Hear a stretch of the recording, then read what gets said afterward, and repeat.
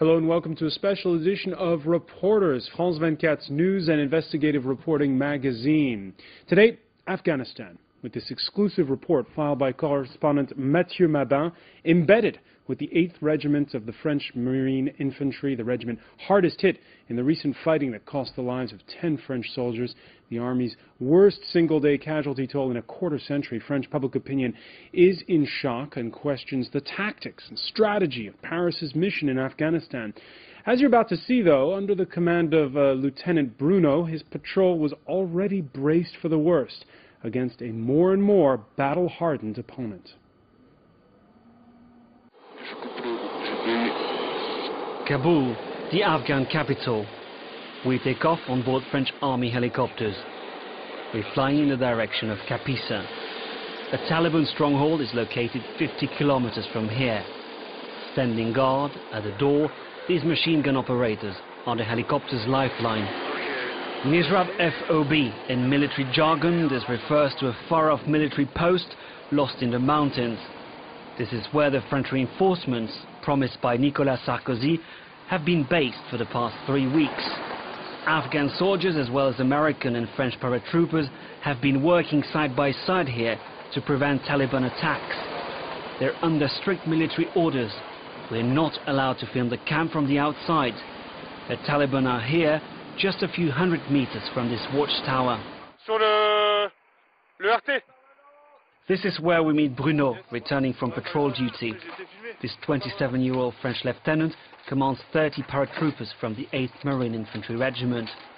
He attended Saint-Cyr, France's prestigious military academy, and he's been on various missions in Africa. Now he's here in Afghanistan at war. C'est vraiment la guerre de l'autre côté du bastion wall. Since it's really war on the other side of the bastion wall, we had to prepare people for the possibility of injuries within our ranks, for death.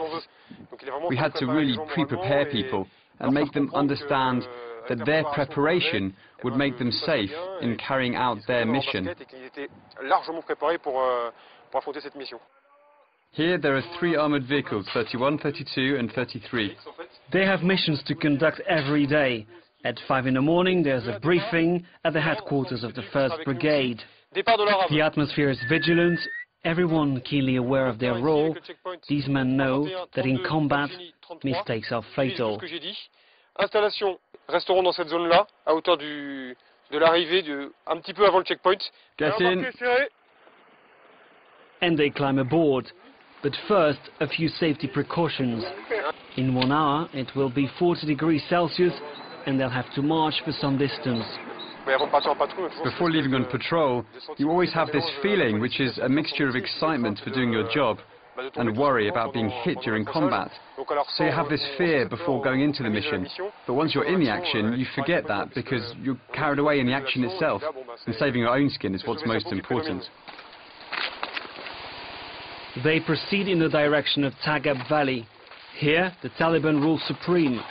This is their 3rd time going into this valley. Each time, there are clashes. A 5-kilometer march at an altitude of 2,600 meters. This soldier is carrying a grenade launcher, a rifle, and enough ammunition for 10 hours of combat. Each man carries up to 45 kilos of material. The enemy has not yet shown its face, but already these men are wary. And then they appear at the top of this pass. The Taliban are ready for this latest showdown. Over. As soon as you're ready to fire, let me know.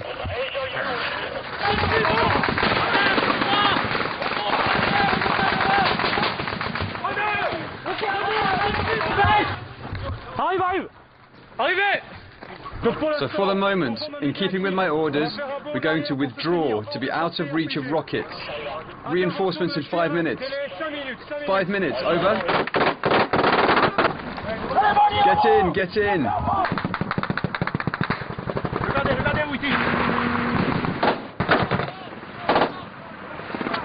Embarquez! Embarquez! Allez! Goal, goal.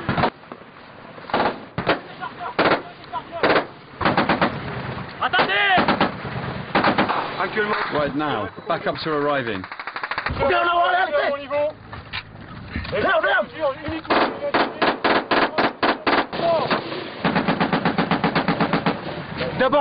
First the groups. Once the groups have reached the river, the vehicles will come to meet them. Once you're ready, go forward. Before the bomber? Yes, before the bomber, before. Here is the bomber. 2 American F-15s, sirens blaring, put an end to the latest Taliban gunfire. According to what our friends are saying, there are at least 2 dead up ahead. Seeing as the vegetation is very thick, I could not take position up ahead. I preferred to make a temporary retreat with my troops. At the moment, there's a platoon combing through terrain from the north to the south to prevent any of the Taliban from leaving. Today, Bruno and his man have the upper hand. There have been no deaths or injuries. Just a lot of perspiration and a chance for everyone to go home relieved and prepare for another day. It's 4 in the morning and they're back in the Taga Valley. Bruno wants to find out who fired at them and from where. A discreet approach via the riverbed.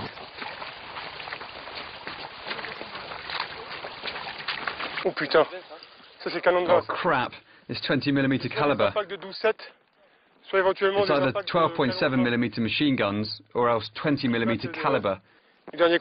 It was from this vantage point that the Taliban shot at the French soldiers the previous day.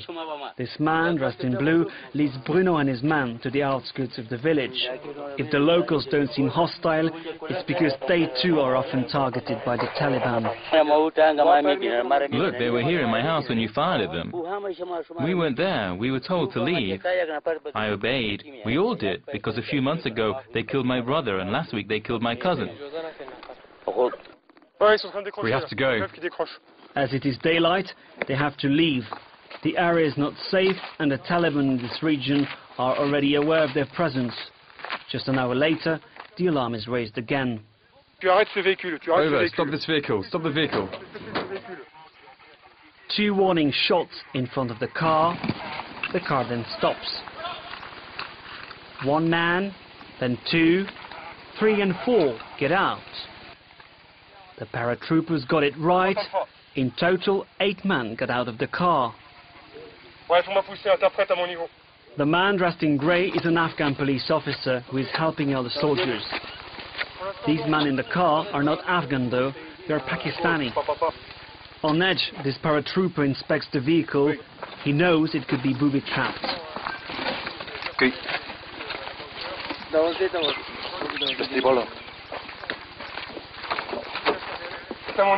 This man looks relieved. He knows that because he's not armed, he won't be arrested. 4 of these men are wearing long black dresses, typical of the Pakistani Taliban. They too have no weapons, but the platoons think their behavior is suspicious. Their mobile phones are taken for analysis by the intelligence services. But in the end, they are free to go. I didn't see. Who were they?